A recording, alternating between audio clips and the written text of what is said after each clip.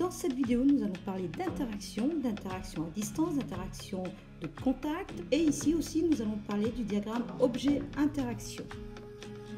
Cette vidéo est une première d'une série de vidéos pour expliquer les actions mécaniques, la modélisation par une force. Il y aura également aussi des exercices. Je vous en reparle à la fin et je vous mettrai la playlist. Dans un premier temps, nous allons parler de l'interaction entre deux objets. Si je prends deux aimants ici, comme ceci, alors vous savez que dans un aimant, il y a un pôle nord, un pôle sud. Là, je sais que je présente deux pôles différents, soit le pôle nord et le pôle sud, ou soit le pôle nord et le pôle sud. Là, je ne sais pas trop, mais vous allez voir ce qui va se passer. Donc, quand on présente deux pôles différents, à un moment donné, les deux objets vont aller l'un vers l'autre. Comme ça. C'est-à-dire que cet aimant-là agit sur lui, et lui agit aussi sur lui. Vous allez voir, les deux se déplacent. Voilà. Les deux se déplacent. Voilà. Alors, on va le voir un petit peu mieux avec nos petits chariots, là. On a des aimants à nouveau, les pôles de chacun sont opposés. Quand je vais approcher les deux petits chariots, regardez ce qui se passe, pouf, ils vont l'un vers l'autre. C'est-à-dire que lui agit sur lui et lui agit sur lui. On dit qu'ils sont en interaction. Chacun exerce une force sur l'autre, une action mécanique. Donc hop, hop, voilà, regardez.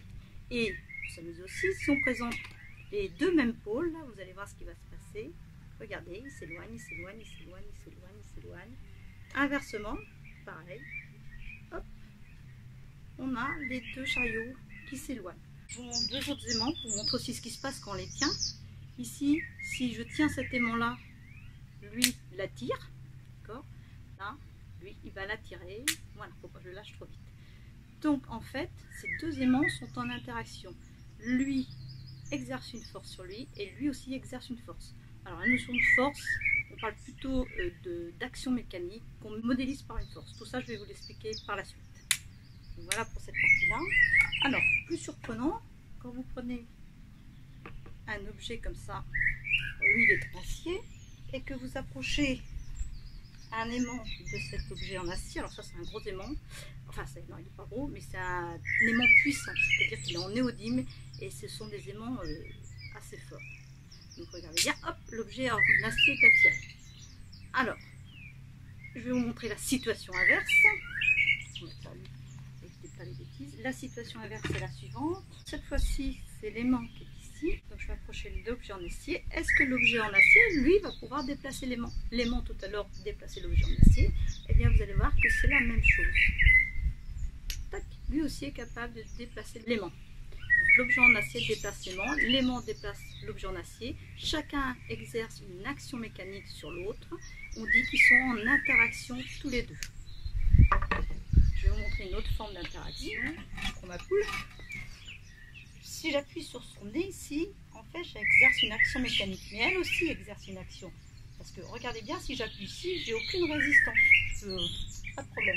Sur la poule, là, le fait que j'ai du mal à la déplacer prouve qu'elle aussi exerce une action sur mon doigt.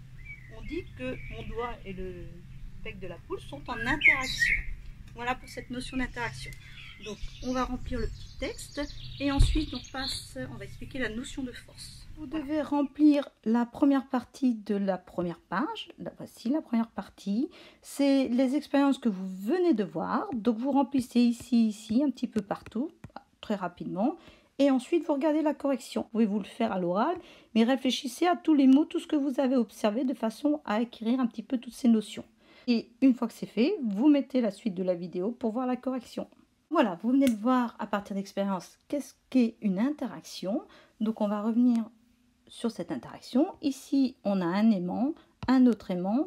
Lui présente le pôle nord, lui présente le pôle sud. Vous avez vu tout à l'heure que les deux s'attiraient, allaient vers l'autre. Donc, vous devez avoir écrit dans cette activité que les deux aimants s'attirent. Chacun agit donc sur l'autre. On parle d'interaction. C'est une action réciproque. On en parlera tout à l'heure, d'action réciproque. Alors maintenant, bon, ça c'est un petit peu en avance. C'est la représentation d'une force. On verra tout un cours là-dessus ultérieurement. Toujours est-il que si on veut représenter la force de l'aimant A sur B, on fait A sur B. F, c'est pour la force, et la petite flèche ici, vous comprendrez mieux plus tard. Donc, on va représenter l'action de A sur B. Donc, nous allons représenter cette force, c'est-à-dire que A attire B. Donc, A attire B, la force est comme ceci. et c'est la force de A sur B. Maintenant, si on veut représenter la force de B sur A, donc B attire A, donc l'aimant A se dirige vers l'aimant B. Normalement, les deux segments doivent avoir à peu près la même longueur. Donc là, c'est la force de B sur A. Voilà les deux forces représentées. Les deux aimants vont l'un vers l'autre. Quand j'approche un aimant d'un objet en acier, vous avez vu que l'objet en acier est attiré. Donc l'aimant attire l'objet en acier. Si on approche encore plus l'aimant, évidemment, l'objet est encore plus attiré. Et si on éloigne l'aimant, l'objet va être moins attiré. Vous avez vu tout à l'heure qu'il fallait arriver quand même à une certaine distance avant que l'objet en acier soit attiré directement sur l'aimant. Et vous avez vu aussi l'inverse, c'est-à-dire quand j'ai approché l'objet en acier de l'aimant qui était suspendu, vous vous êtes rendu compte que l'objet a attiré l'aimant. Et voilà, l'aimant est venu carrément comme ça sur l'objet. Donc à nouveau, on parle d'interaction. Et là, vous voyez un mot qui est défini. L'action de l'aimant sur l'objet en acier est réciproque. C'est-à-dire un agit sur l'autre. Et de même, cet autre agit sur l'autre. Enfin, ça fait beaucoup d'autres. Donc, on dit que c'est une interaction. Il n'y a pas besoin que l'objet ou l'aimant soit en contact. Donc là, on parle d'une interaction à distance. Il n'y a pas besoin de contact entre les deux objets. On parle d'interaction à distance. Donc maintenant, vous avez compris la notion d'interaction. Nous allons parler un petit peu des actions exercées sur un objet. Alors, si je coupe la ficelle, l'objet tombe. Donc la terre exerce une force sur l'objet qui la tire vers le sol. Quand il y a la ficelle, là c'est le bruit de tondeuse, on est mal parti. Quand il y a la ficelle, donc l'objet est en équilibre. Les voisins. Donc l'objet est en équilibre, il y a toujours la force exercée par la terre agit sur l'objet et tente à l'attirer vers le sol, sauf que la ficelle empêche l'objet de tomber. Donc la ficelle exerce une action sur l'objet. On dit qu'elle exerce une force sur l'objet qui l'empêche de tomber. Et là maintenant je vais ajouter une troisième force, donc on a deux forces là. La troisième force, là voici, je mets mon petit aimant, donc j'ai toujours la force exercée par le fil, la force exercée par la terre qui attire l'objet, et regardez maintenant, voilà, donc maintenant on a en plus une force exercée par l'aimant sur l'objet en acier. Voilà, et ça on va le modéliser, vous allez voir, on va parler du diagramme objet-interaction, en sachant que l'objet qui m'intéresse, l'objet qui m'intéresse est l'objet en acier, le fil agit sur lui, la terre agit sur lui, et l'aimant agit sur lui. Il est en interaction avec ces trois corps, hein, le fil, la terre et l'aimant. Donc il va falloir que vous modélisez ça. On va s'intéresser au diagramme objet-interaction. Alors, c'est un diagramme qui permet de représenter les interactions qui s'exercent entre l'objet étudié et d'autres objets. Pour le construire, il faut repérer l'objet étudié. Là, tout à l'heure, on va étudier l'objet en acier, ce que vous venez de voir dans la vidéo. Donc, l'objet étudié, c'est l'objet en acier. Ensuite, il faut représenter ceux qui interagissent avec lui par des ovales. S'il n'y avait que deux actions, ici, on aurait un objet qui interagit avec l'objet étudié et un deuxième objet. Et donc, c'est mis dans des ovales. Quand c'est une interaction de contact, on fait une flèche pleine. Et quand c'est une interaction à distance, on fait une flèche en pointillé. Donc là, c'est le diagramme d'un objet qui sera en interaction juste avec deux autres objets. Voilà. Donc, retenez bien l'interaction à distance, sans contact avec les deux corps, interaction de contact, interaction au cours de laquelle les deux corps se touchent. Alors, on reprend, vous venez de voir l'objet en acier, vous pouvez retourner en arrière dans la vidéo si vous voulez le revoir. Il est suspendu au fil et nous avons l'aimant qui attire l'objet en acier. Donc, en fait, je vous l'ai dit dans la petite vidéo, il interagit avec trois objets. Alors, ce n'est pas des objets, il y en a... non, je vais éviter de dire les réponses.